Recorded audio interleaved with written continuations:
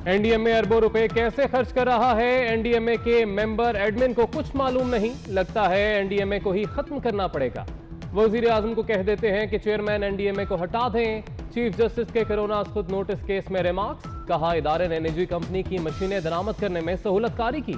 किसी को एक पैसा नहीं खाने देंगे। एनडीएमए की रिपोर्ट मुस्तरद।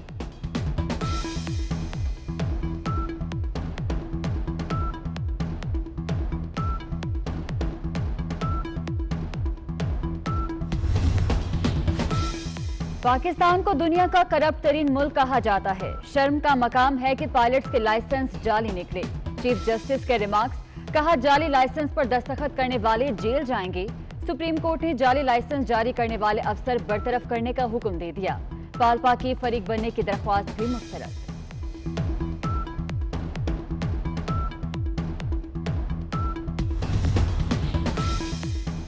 जाली दवा बनाने और बेचने पर सजाए मौत होनी चाहिए। नॉन रजिस्टर्ड अद्वियात मंगवाने की इजाजत कैसे दी? ड्रैब की मिली भगत के बगैर कोई दवाई नहीं आ सकती। चीफ जस्टिस का इजहार बरहमी। कहते हैं ड्रैब के नाक के नीचे जाली अद्वियात मिल रही हैं। भारत से खाम माल दोबारा आ रहा है। सेक्रेटरी सेहत की सरजनिश। मुल्क में एहतसाब के नाम पर तमाशा जारी है। सुप्रीम कोर्ट ने वो बातें लिख दी जो हम कह रहे थे। ख्वाजा बरादरान की किरदार कशी का नुकसान कौन पूरा करेगा? हुकूमत को घर भेजना जरूरी हो गया है। लीगी रहनुमाओं की मीडिया से गुफ्तगू। साद रफीक बोले हमें इंसाफ देने में ताखीर की गई।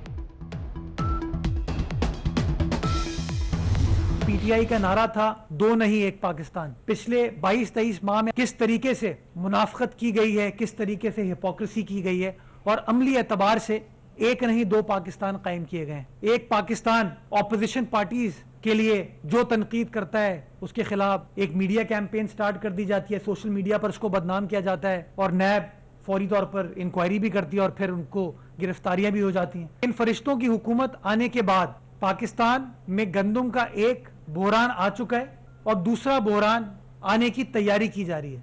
अद्वियात का एक स्कैंडल, बहुत बड़ा स्कैंडल आया था जिसमें अद्वियाती कीमतों को बढ़ा दिया गया। बड़ी बड़ी बातें की गई, कोई कार्रवाई नहीं हुई। नाअहली का वायरस कौम को नुकसान पहुंचा रहा है। फरिश्तों की हुकूमत आने के बाद मुल्क में बहरान आए।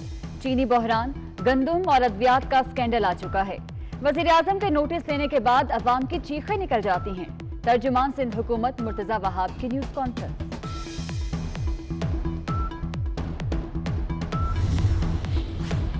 विफाकी काबीना ने पीटीवी की फीस में इजाफे का फैसला मौखर कर दिया। आवाम को एतमाद में लेने तक फैसले पर अमल दरामद रोका गया है।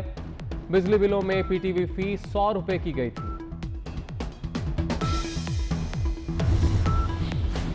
सोना मजीद 2250 रुपए महंगा। फी तोला सोने की कीमत 1,13,500 रुपए की बुलंद तरीन सतह पर पहुंच गई।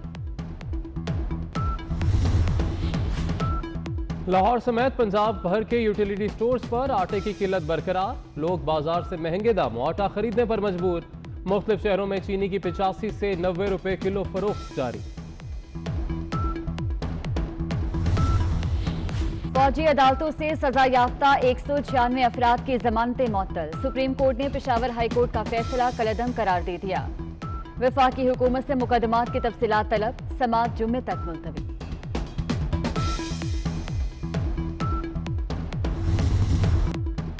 सावन की झड़ी लग गई। लाहौर, शेखुपुरा, फैसलाबाद समेत पंजाब के मुख्तलिफ शहरों में बारिश। हवाएं चलने से मौसम खुशगवार।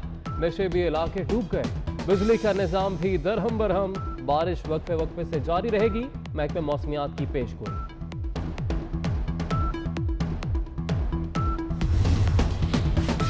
जुड़वां शहरों में बारिश से जल थले। रावलपिंडी और इस्लामाबाद में मूसलाधार बारिश से एक्सप्रेस वे डूब गई।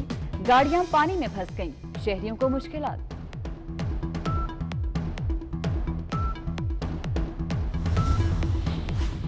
कराची में भी कहीं हल्की और कहीं तेज बारिश। नाजमाबाद, लियाकताबाद, गार्डन, गुलशन इकबाल, शाहराह फैसल, तारिक रोड, एयरपोर्ट और सदर में रिमझिम।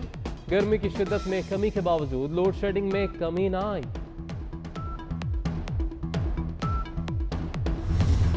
पाकिस्तान में ईद उल अजहा कब होगी? जिलहज का चांद देखने के लिए रोयते हिलाल कमेटी की कराची में बैठक। फवाद चौधरी ने आज चांद नजर आने की पेशगोई कर दी। कहते हैं चांद की पैदाइश रात 10:33 पर हो चुकी।